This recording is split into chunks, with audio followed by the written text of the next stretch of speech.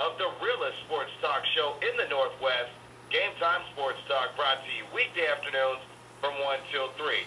206-325-1420, your hotline number in Seattle, Martin Luther King Jr. County, as well as in Tax City, Pierce County, points south, and points beyond, including on the World Wide Web, where we're live streaming at www.ztwins.com, 206-329-7881. Let's go back to the hotlines where we find Commando Day. Game time. What's on your mind? Hey, what's up, JB and KB? How you doing, brother? Man, I'm doing great on the Divisional Playoff. Football Friday. Big P crashing the boards, getting me on right away. Glad you guys went to a break, man, because if I had to follow Dre after that call, man, I'd probably have to hang up on that one. But I'm trying to tell you, and I'm glad you joined the. I know a little bit late, but came in, joined the show, JB, and saved it. When I tuned in, heard KB talking Mariners baseball, and I was like, man, you got to be kidding me on a big Blue Friday like this, where a guy's wearing purple and talking about Mariners baseball. Good thing you came in to save the show. Wow. I'm kidding on him about the Blue Friday thing. I think it does have to do with the colors. Well, there you go. Hey, Alfred Hitchcock couldn't have scripted this NFC divisional game any better. His iconic thriller, The Birds, came out in 1963, and 50 years later, we're about to watch the Seahawks and the Dirty Birds. And it's going to be feathers flying everywhere, you guys. And to me, the feathers that must be ruffled fast and furiously are those of the Atlanta receivers, Julio Jones, Roddy White, we know him, Tony Gonzalez, and the Legion of Boom must lower the boom on this Sunday. And I'm looking for Cam Bam, Jam Cam, Cam Track, whatever you want to call, number 39. He's got to do a Vernon Davis on Tony Gonzalez.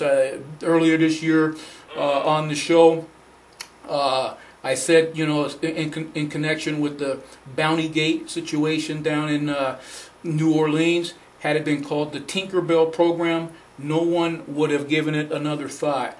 But this is NFL football, and the point of the game is trying to hit and hit hard. And when Vernon Davis took that shot, one of the hardest, cleanest, most textbook shots that we've seen, we probably saw this season, that just set the tone for that game, putting Vernon Davis out of the game. Like I said, it doesn't have to be a bounty thing. There was no bounty on that. It was nothing. That's just football. And if he can get Tony Gonzalez out of this game, man, that's going to be a big plus for winning for the Seattle Seahawks. And as Dre mentioned, got to get that pressure on Matt Ryan. And Bruce Irvin, in my opinion, is going to feel a lot of pressure to have a big game. Rookie pressure. Pete Carroll compete pressure. Bruce Irvin watched a rookie quarterback start from week 1 and get the job done. And now Bruce Irvin is starting in week 19, and he knows he's got to get the job done in the postseason. I'm sorry. Go ahead. No, I'm sorry. And when you're talking about week 19, you know, the playing the Falcons, it just provides another reason why the Seahawks losing to the other Birds in week 1 is still stuck in my craw. The Seahawks should be hosting the Green Bay Packers at home, where they're the only team in the NFL unbeaten this season. And you know, I didn't go to a game this season at Seahawks Stadium, but I could tell you that just watching it on TV, I could just see a big difference in that stadium than in past seasons. So not only did the Seahawks play an extra game last week, but they aren't going to get a playoff game at home where, like I said, they're 8-0. No, you ain't going to win here. And 5 teams were 7-1 this season. The Indianapolis Colts, Denver Broncos, Green Bay Packers, Minnesota Vikings, and the Atlanta Falcons. So, you know, the Seahawks, they went 3-5 on the road during the regular season. But as we know, this is the new season where they're 1-0. Now, in those 3 losses, or excuse me, on those 3 wins that they went on the road, Marshawn Lynch had 85 yards against Carolina, 87 yards against Chicago, 113 against Buffalo. That's an average of 95 yards, and that's what Marshawn Lynch needs to be doing this week. Marshawn Lynch is going to be huge. All you have to do is look back to the Falcons game and what Doug Martin, another rookie, able to do to that Falcons squad. And I think that speaking of rookies, when you see Russell Wilson patrolling the offensive side of things and Bobby Wagner patrolling the defensive side of things, talk about next man up. That's where you talk about Bruce Irvin having to step up and prove that he was, in fact, the #1 rookie taken in last year's draft by John Snyder and Pete Carroll. So huge. I'm very confident, especially looking back at the game when, of course, Chris Clemens went out and Bruce Irvin did take over for him, putting pressure on, of course, not only Robert Griffin III when he was still in there. In fact, I think he was the one that he basically hurt Robert Griffin III the play before he, of course, rubber-legged that bad snap. Right. And that's when, ultimately when he went out. But not only that, he got to Kirk Cousins, too. And we're talking about him going up against one of the premier left tackles in the league, that being, of course, one Trent Williams. That's what had Trent Williams so frustrated afterwards and what Richard Sherman was talking to him about after the game. That being said, I'm very curious, and going back to your point, and you talk about that Vernon Davis hit, absolutely. The thing that just makes me go red, remembering those yellow flags come out because it was a clean hit. This is not a Dante Robinson team, and I mean that with every bit of course, Dante Robinson over there for the Falcons. He's a head hunter. He's a crown hunter with the crown of his head. Right. And all you have to do is look at his resume to see how many times he's been fined by the NFL. But you are absolutely right. We're talking about setting the tone, whether it be Tony Gonzalez, whether it be Harry Douglas. I think it's going to be Julio Jones when they test those corners deep early, and I think Cam's going to come over the top and lay him out. Julio Jones does not take lightly to, of course, big hits. And that's one thing that I will say. The Atlanta Falcons, much like the Dallas Cowboys, if you hit them and set that tone early like the Seahawks did against the Cowboys, they will cower. Right. I think that's where the Seahawks are going to devour us. We're talking here on 1620 AM KYIZ, Renton, Seattle, 1560 AM KZIZ, Pacific, Tacoma, and catch all your Z's live streaming on the World Wide Web at ztwins.com and on the TuneIn Radio app. KB? Yeah, I noticed last week in one of the playoff games, I can't remember exactly which one it was, but there was a pretty big hit late in that game, and it did look like that helmets collided.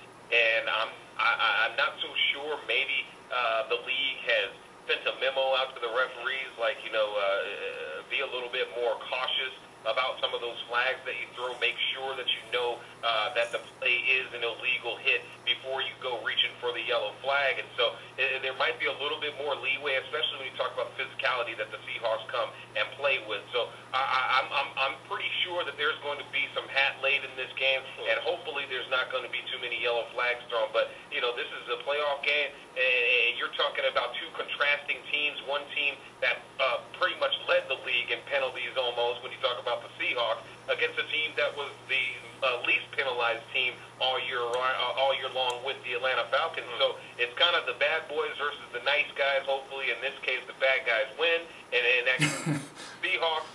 But trust me, I don't think that it's going to be easy in any way, shape, or form. And if they can't get to Matt Ryan can make them look stupid. As good as that secondary can be, they cannot cover for more than a couple of seconds. You think about when I watch the game, I pretty much count to 3, and if there's not a guy hanging off of the quarterback's back by the third second, then that's too much time. What's your thoughts on it, Commando? Because I fancy the Atlanta Falcons as finesse. No, you're a little bit right about that. They're not real strong against the run. That's why I'm looking for Marshawn Lynch to get 100 yards or so. Their defense really hasn't impressed me as they've been up and down. Put it that way. And they have a tendency, depending on whether they're up or down, to really you're talking about laying the hat and that type of thing, KB. But they can, but then sometimes they lay a lot of arms out there. And, Marshawn Lynch, he loves that kind of tackle. He's going to run right through that. He does, man. Sure does.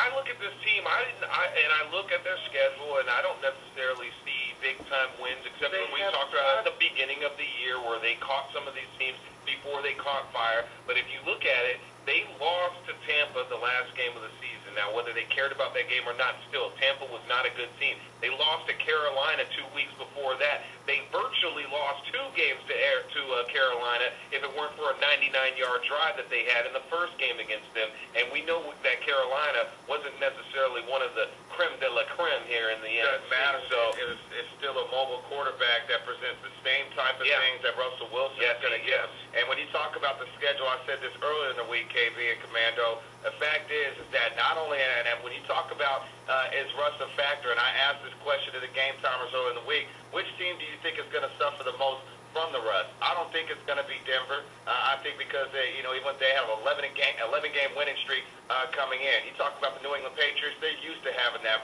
week bye. And you talk about, of course, the San Francisco 49ers. They need probably to get healthy, but they play with such a physicality that it's not going to matter. The Atlanta Falcons, as you talked about, KB had just alluded to, and as I mentioned, of course, with Rob Calloway of WAOK in Atlanta, and we were talking about this yesterday, is the fact that they've only beaten 2 playoff teams.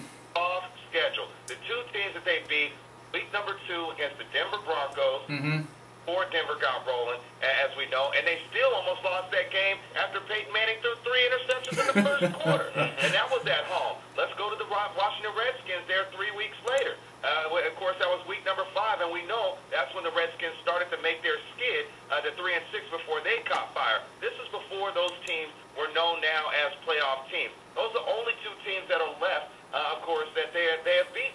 Right. And one, of course, has been eliminated by your Seattle Seahawks. There's 3 teams in this Elite 8 coming up this weekend that the Seahawks have victories over. And they are Super Bowl contenders when you talk about the Patriots, the 49ers, and the Green Bay Packers. I don't care what you want to say about the last play. Big boy schedule that the Seahawks play. Absolute a big boy schedule. They are tested. They're proven. They're tried and true. Right. We're talking about a 6-game winning streak coming in. The fact that they feel like they're road warriors and they have to get it done, and everybody's doubting them because of the 10,000 miles they flew last week. On 10,000 miles they're going to have to fly this weekend. They could care less. They're Seahawks. They're used to flying. So I'm not going to worry about all that. The fact is that they're going to bring it to them. This team is rusty because they played a weak schedule towards the end. They lost to a team they had no business losing to, even though they had nothing to play for. It shows you a lot about the lack of character for the Atlanta Falcons there to the Tampa Bay Buccaneers. Had a week off from that, where they were, of course, in country clubs down there, and of course, Buckhead and whatnot. Now they're about to come and get some, and that's what's going to happen on Sunday morning as long as the Seahawks come ready to play, and I fully expect that. No, you're absolutely right about that, JB. And you asked me a couple of weeks ago, what's a successful season? And I said it already was due to the Seahawks making the playoffs. And the reason I said that is because I felt they began playing with house money based on where the season started, coming off the Tavares Jackson, Matt Flynn off season. Tavares Jackson, don't forget, was the Seahawks 2012 starting quarterback and wound up watching Russell Wilson from the Buffalo sideline. And if you've ever been to Vegas, you know there's no better feeling than playing with house money. And, last week the dealer pushed a big pile of chips the Seahawks' way. And Russell Wilson has already won more playoff games than Matt Ryan, which leads me to my next Vegas point. There's nothing worse than dropping a bunch of your own dough and trying to play catch-up.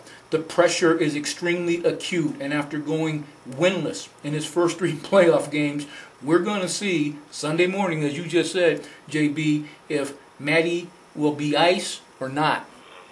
Yeah, ice cold in the veins, like you're absolutely right. If you have that poker face on, I'm curious to see because the pressure is absolutely square on the Atlanta Falcons. You talk about that organization that has hosted playoff games the last 3 years, except for last year when they got basically shut out if it wasn't for that safety against the eventual champions. Right. That they everything is on the line. There's jobs on the line all over the place. The Seahawks are just getting started, but they feel like they're not here just to, they're not happy to be here. They have bigger goals in mind, and they know that they have absolutely the talent that could take this whole thing home. You know who Atlanta reminds me of a lot of? Atlanta reminds me a lot of the San Diego Chargers about 5-6 years ago. That's a good point. That's an excellent point. High-powered offense, a team that can put up a lot of points. But for some reason, looked at as a finesse team. Of course, the San Diego Chargers being the West Coast finesse team, and people are now just talking about the Atlanta Falcons being a finesse team. you don't necessarily incorporate finesse with the dirty South, but that is what they are. They remind me a lot of the San Diego Chargers from 5-6 years ago, except for the fact that they don't have the running game that the San Diego Chargers had 5-6 years ago. And so, therefore, I think it plays right into the hands of the Seattle Seahawks. I think that the Seahawks will be able to win a close game, but I think that they're built to beat teams like Atlanta. I don't look at Atlanta and see them as a team that's built to win Super Bowls. They were kind of somewhat built like the New England Patriots, and we've seen what's happened to the New England Patriots the last 2 times that they played in the Super Bowl. Commando, I feel like the Seahawks can win this game going away in the fourth quarter. What I mean by that is I think that they're going to hold the Falcons. I think they'll get into an issue of having them kick field goals, and they may score a gimme touchdown to try and make it interesting in the end. I have it 23-16 Seattle. Who do you have? Well, you know, I got the Seahawks as well. I have a hard time picking points and whatnot, but I do think they will win that game within a touchdown or so. No question about it. There you go. I think did I say 27-24 before? I believe it. I said that. I believe so on yesterday. Yeah, so I'm going to stick with what I said if that's what I said. Yeah, 27-24 Seattle. Interesting. Commando, any last, not any last shout-outs, but any more points you want to throw down? Oh, man, just right quick, I'm looking for big special teams as well. We really didn't get any big special team plays last week. Of course, that field was just whack, so, everybody had a hard time getting off. That thing was so tore up. I'm still wondering if they found D'Angelo Hall's jockstrap yet in all that jacked up turf and whatnot.